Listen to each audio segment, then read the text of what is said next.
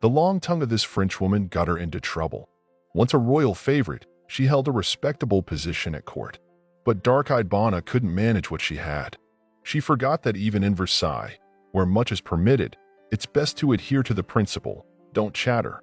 Jokingly, she was called the chief she-wolf.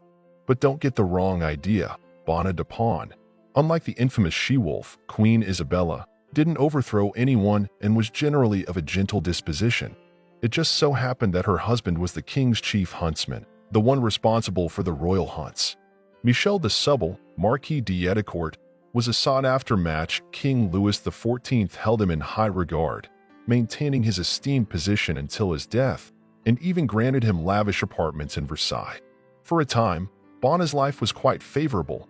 Born in the mid-17th century into a noble family in Poitou, she found herself at court by the age of 20, thanks to a relative, Marshal d'Albret.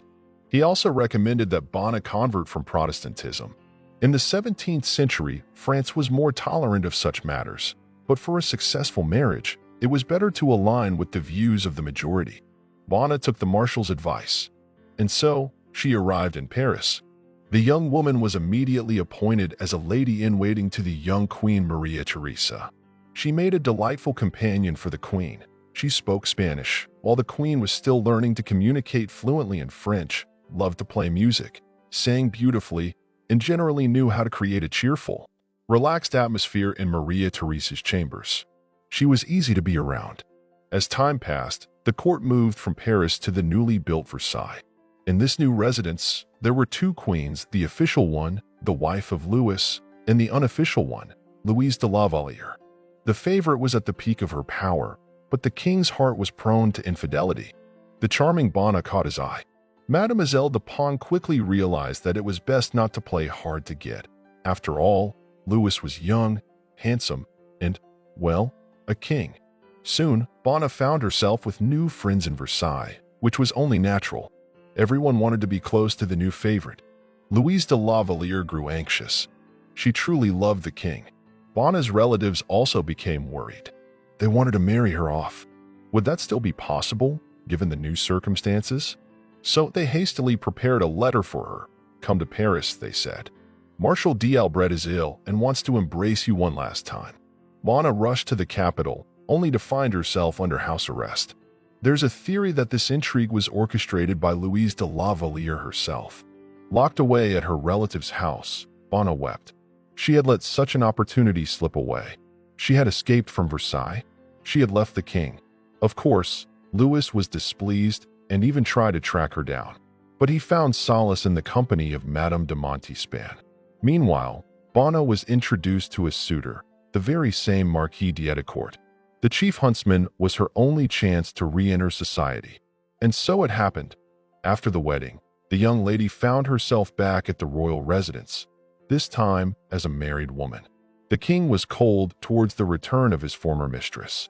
He didn't care about where she had been or why she was now called Madame d'Etrecourt. Bona, on the other hand, was distressed that she had lost the king's favor. As a result, she took great pleasure in seizing any opportunity to take jabs at Madame de Montespan. Her mocking remarks came at a high cost for the chief she-wolf. She dared to gossip and write letters claiming that Madame de Montespan had already borne 3 children for the king. Louis and Athénise had kept this a closely guarded secret, fearing the jealous outbursts of Madame de Montespan's husband.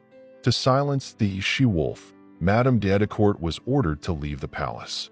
The chief huntsman tried to defend his wife, but the king was too enraged. "Don't chatter," the Marquis d'Etrecourt hissed as he escorted his wife out of Versailles.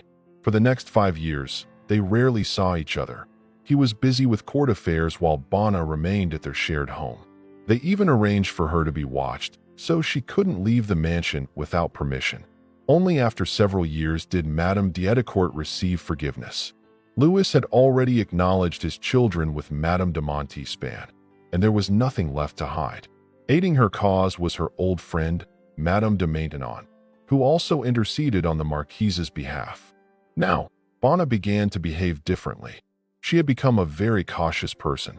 She advised her 4 children not to meddle in others' affairs, especially if they were royal.